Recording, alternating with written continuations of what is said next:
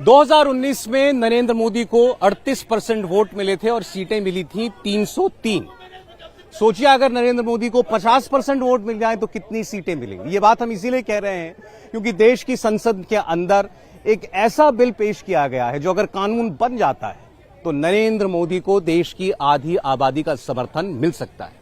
और आज जो कुछ आपने संसद में देखा वो तो बस ट्रेलर है, क्योंकि महिला आरक्षण का ये बिल आज केवल पेश हुआ है। कल से आपको पूरी पिक्चर दिखाई देगी, क्योंकि इस पर बहस शुरू होगी, फिर इस पर वोट होगा और फिर ये कानून बन सकता है। इतिहास रचने का मौका है हमारे देश की संसद के सामने। लेकिन जो काम अटल बिहारी वाजपेयी नहीं कर पाए, जो काम मनमोहन सिंह नहीं कर पाए, जो काम पिछले 27 सालों में बार बार कोशिश के बावजूद कोई प्रधानमंत्री नहीं कर पाया, वो नरेंद्र मोदी कैसे कर पाएंगे? और वो भी सर्वसम्मति से कैसे कर पाएंगे, जिसका दावा उन्होंने आज किया। अपील की कि मैं चाहता हूं कि ये कानून बने, देश की महिलाओं को उनका यह अधिकार मिले, लेकिन सब सांसदों के साथ कोई सांसद इसके विरोध में दिखाई ना दे। और अगर ये मुमकिन होगा तो कैसे होगा? आखिर वो क्या जादू है? क्योंकि ये बिल लगभग वही है जो शुरुआत में पेश हुआ। इस बिल में महिलाओं को आरक्षण देने का फॉर्मूला भी लगभग वही है। 33% आरक्षण का आधार इसमें रखा गया है। तो फिर इस बार नया क्या होने जा रहा है? एक खास बात आप और देखेंगे कि अभी तक जितने विपक्षी दल इस महिला आरक्षण बिल का क्रेडिट लेने की होड़ में लगे हुए थे, इसका श्रेय लेना चाहते थे, खासकर कांग्रेस पार्टी, जब ये विधेयक सामने आ गया तब वो पूछ रही है कि आखिर इसमें जनगणना की बात क्यों की गई है, डिलिमिटेशन की बात क्यों की गई है, ये तो सिर्फ एक जुमला है, न जाने ये कानून कब बनेगा। तो भारतीय जनता पार्टी पलटकर उससे ये पूछ रही है कि अगर उसे देश की आधी आबादी की महिलाओं की इतनी चिंता थी तो फिर ये कानून उसने ही क्यों नहीं बनवा लिया? क्या नरेंद्र मोदी ने कभी इससे पहले रोका था किसी सरकार को कि वो महिलाओं को आरक्षण दे? लेकिन ये सवाल तो सबके सामने जरूर है कि आखिर महिलाओं को देश की संसद में, देश की विधानसभाओं में ये आरक्षण कैसे मिलेगा, और उससे भी बड़ा सवाल कब मिलेगा। 2024 या 2029 संसद में कब लागू होगा महिला आरक्षण? विधानसभाओं में कब आएंगी 33% महिलाएं? महिला वोट होगा एकजुट या होगा रूट? मोदी शॉर्टकट चलेंगे या लॉन्ग रूट पकड़ेंगे? स्टेप नंबर 1, सबसे पहले जनगणना होगी। स्टेप नंबर 2, जनगणना के बाद सीटों का परिसीमन होगा। स्टेप नंबर 3, परिसीमन के बाद आरक्षण मिलेगा। लोकसभा की 543 सीटों का 1/3 करें तो 181 सीटें होती हैं। हर कोई 181 सीटें ही सोच रहा है, लेकिन मोदी सरकार ने संसद में जो बिल पेश किया है उसकी एक एक लाइन पढ़ने के बाद हम आपको कन्फर्म बता रहे हैं कि नरेंद्र मोदी लोकसभा में महिलाओं के लिए 181 से ज्यादा सीटें रिजर्व करने वाले हैं। विरोधी सीट बेल्ट बांध लें, राजनीतिक मौसम बिगड़ने वाला है। नए सदन के प्रथम सत्र के प्रथम भाषण में आज की ये पल, आज का ये दिवस इतिहास में नाम दर्ज करने वाला समय है। यहां से आगे चुनाव ही चुनाव है।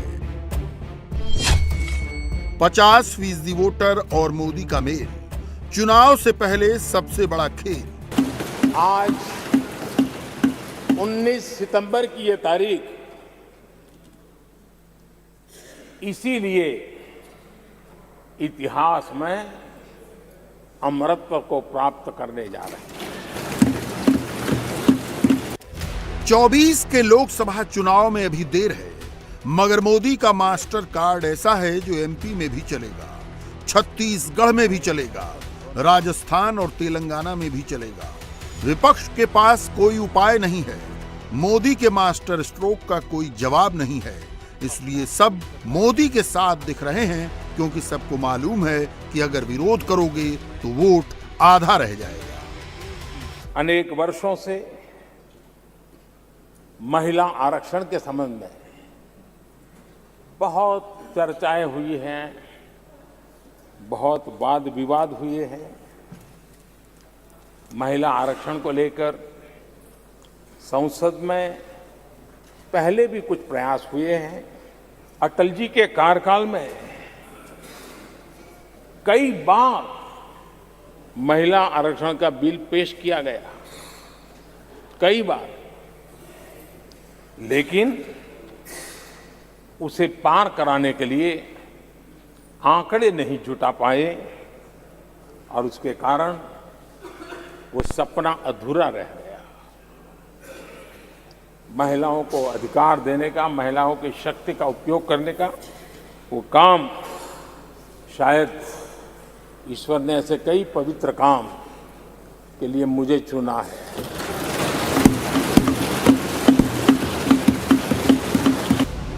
लोकसभा में महिलाओं के लिए रिजर्व सीटें कितनी होंगी ये आपको थोड़ी देर में बताते हैं। महिला आरक्षण 1989 में जब राजीव जी प्रधानमंत्री थे तब स्थानीय निकायों के चुनाव में उन्होंने 1/3 आरक्षण महिलाओं के लिए सुनिश्चित किया था। डॉक्टर मनमोहन सिंह की सरकार के वक्त जो ये बिल आया वो आज तक जीवित है, आज तक जीवित है, राज्यसभा में पास हुआ है। ये बिल 2014 में ही लोकसभा के विघटन के साथ ही ये बिल निरस्त कर दिया गया। वुमेन रिजर्वेशन पर क्रेडिट लेने की लड़ाई का राज भी समझाते हैं। उससे पहले कुछ जरूरी बातें। बहुत से लोग पूछते हैं कि मोदी जनगणना क्यों नहीं करा रहे। कुछ लोग ये भी पूछते हैं कि प्राइम मिनिस्टर ने न्यू पार्लियामेंट में 888 सीटें क्यों बनवाई। दोनों सवालों के जवाब उसी बिल में हैं जिसे मोदी सरकार ने संसद में पेश किया है। 24 के लोकसभा चुनाव में महिलाओं को आरक्षण मिलने की संभावना कम है। हम ऐसा क्यों कह रहे हैं, इसे समझिए। सरकार ने जो 128वां संविधान संशोधन विधेयक पेश किया है उसके मुताबिक बिल अगर कानून बना तो सबसे पहले जनगणना होगी। जनगणना के बाद लोकसभा सीटों का परिसीमन यानी डिलिमिटेशन होगा। परिसीमन में ही महिला सीटें तय की जाएंगी। सीटें तय होने के बाद अगले चुनाव में महिला आरक्षण लागू किया जाएगा। हाँ, 2029 से पहले कुछ विधानसभाओं के चुनाव में इसे जरूर लागू किया जा सकता है। हर 10 साल में होने वाली जनगणना 2021 में ड्यू थी। कोरोना के कारण लोगों की गिनती नहीं हो पाई, लेकिन अब जनगणना होगी। लोकसभा सीटों का परिसीमन 2026 तक फ्रीज है। ये फ्रीज अटल बिहारी वाजपेयी सरकार ने लगाया था। 2026 में परिसीमन होना तय है, इसलिए मोदी उसमें बदलाव नहीं करेंगे। नई पार्लियामेंट की नई लोकसभा में एक साथ 888 सदस्य बैठ सकते हैं। मोदी ने कोरोना काल में रिस्क लेकर नई संसद क्यों बनाई, इसका राज 2026 में होने वाले परिसीमन और महिला आरक्षण से जुड़ा है। लोकसभा में अभी 543 मेंबर हैं। आखिरी परिसीमन 1976 में हुआ था, जिसका आधार 1971 की जनगणना थी। 1971 में देश की आबादी 54 करोड़ थी। हर 10 लाख की आबादी पर एक लोकसभा सीट का फॉर्मूला तय किया गया। इस तरह लोकसभा में कुल 543 सीटें तय की गई। 10 लाख की आबादी पर एक लोकसभा सीट का फॉर्मूला अब नहीं चल सकता। परिसीमन के बाद भी लोकसभा की सीटें 888 से ज्यादा नहीं होंगी। अगर 2011 की आबादी को आधार बनाकर 28 राज्यों और 9 केंद्र शासित प्रदेशों में लोकसभा की 888 सीटों को बांटें तो कुछ ऐसी परिस्थिति बन सकती है। उत्तर प्रदेश 80 सीटों की जगह 147 सीटें, महाराष्ट्र में 48 सीटों की जगह 82 सीटें, बिहार में 40 सीटों की जगह 76 सीटें, पश्चिम बंगाल में 42 सीटों की जगह 67 सीटें, तमिलनाडु में 53 सीटें, मध्य प्रदेश में 29 की जगह 53 सीटें, राजस्थान में 25 की जगह 50 सीटें, कर्नाटक में 28 की जगह 45 सीटें, गुजरात में 26 की जगह 44 सीटें, आंध्र प्रदेश में 25 की जगह 37 सीटें, ओडिशा में 21 की जगह 31 सीटें, तेलंगाना में 17 की जगह 25 सीटें, केरल में 20 की जगह 24 सीटें, झारखंड में 14 की जगह 24 सीटें, असम में 14 की जगह 23 सीटें, पंजाब में 13 की जगह 20 सीटें, छत्तीसगढ़ में 11 की जगह 18 सीटें, हरियाणा में 10 की जगह 18 सीटें, दिल्ली में 7 की जगह 12 सीटें, अन्य राज्यों में 34 सीटों की जगह 39 सीटें। परिसीमन में उत्तर भारत के राज्यों को फायदा होगा, दक्षिण के राज्यों का एमपी काउंट घटेगा, वो अलग स्टोरी है, डिटेल में फिर कभी बताएंगे। अभी आप ये नोट कर लीजिए कि लोकसभा में जब 888 मेंबर बैठेंगे तो उनमें 296 महिला सांसद होंगे। जी हां, मोदी 181 महिला सांसदों के लिए रिजर्वेशन नहीं ला रहे, वो 296 महिलाओं को सांसद बनाने जा रहे हैं। आज इस ऐतिहासिक मौके पर नए संसद भवन में सदन की पहली कार्यवाही के रूप में उस कार्यवाही के अवसर पर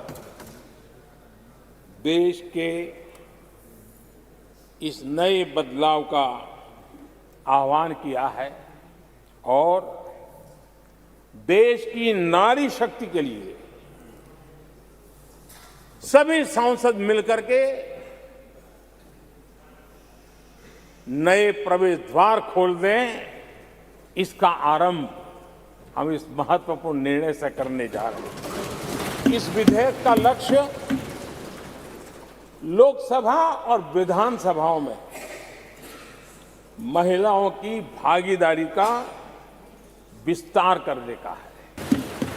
नारी शक्ति वंदन अधिनियम, इसके माध्यम से हमारा लोकतंत्र और मजबूत होगा।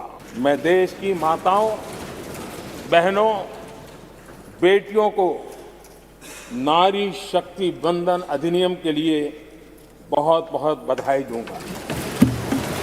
मैं सभी माताओं, बहनों, बेटियों को आश्वस्त करता हूं कि हम इस बिल को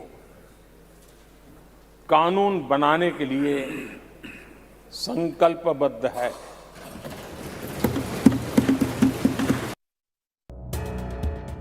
लोकसभा की 543 सीटों में 84 सीटें अनुसूचित जातियों के लिए रिजर्व हैं। अगर परिसीमन में इसी अनुपात में सीटें बढ़ी तो अनुसूचित जातियों के लिए 137 सीटें रिजर्व होंगी। इसी तरह अनुसूचित जनजातियों के लिए 47 की जगह 76 सीटें रिजर्व होंगी। कोटे के अंदर 33% कोटे का फार्मूला लगाएं तो 46 सीटें अनुसूचित जाति की महिला के लिए आरक्षित रहेंगी और 25 सीटें अनुसूचित जनजाति की महिलाओं के लिए आरक्षित होंगी। 296 महिला सांसदों में से 71 सीटें एससी और एसटी महिलाओं के लिए होंगी, बाकी 225 सीटें सभी वर्ग की महिलाओं के लिए ओपन रहेंगी। विरोधी कहते हैं कि नरेंद्र मोदी महिलाओं को झुनझुना थमा रहे हैं। कुछ विरोधी कहते हैं कि मोदी जुमले छोड़ रहे हैं, जबकि प्रधानमंत्री सर्वसम्मति बनाने का प्रयास कर रहे हैं। सर्वसम्मति के लिए इससे बेहतर समय हो ही नहीं सकता। बीजेपी महिला आरक्षण बिल लेकर आई है, कांग्रेस समर्थन कर रही है, तृणमूल कांग्रेस सरकार का साथ दे रही है, डीएमके भी सपोर्ट में है, शिवसेना और जेडीयू का भी समर्थन है। एनडीए के दल तो मोदी के साथ हैं ही, इंडिया अलायंस वाले दल भी साथ हैं। मैं इस सदन में सभी साथियों से आग्रहपूर्वक निवेदन करता हूं, आग्रह भी करता हूं, और जब एक पावन शुरुआत हो रही है, पावक विचार हमारे सामने आया है, तो सर्वसम्मति से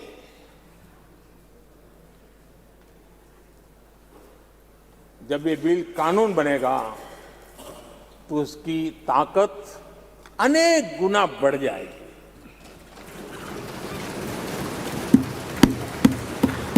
और इसलिए मैं सभी माननीय सांसदों से, दोनों सदन के सभी माननीय सांसदों से इसे सर्वसम्मति से पारित करने के लिए प्रार्थना करते हुए आपका आभार व्यक्त करता हूं। जो विरोध करेंगे वो देश के सामने एक्सपोज हो जाएंगे। इसलिए पार्टियों में एक होड़ सी लगी है। हर कोई कह रहा है ये मेरा बिल है, ये मेरा बिल है। इस नई लोकसभा की जो सीटें अभी खाली दिख रही हैं, वो सीटें 2029 में खचाखच भर जाएंगी।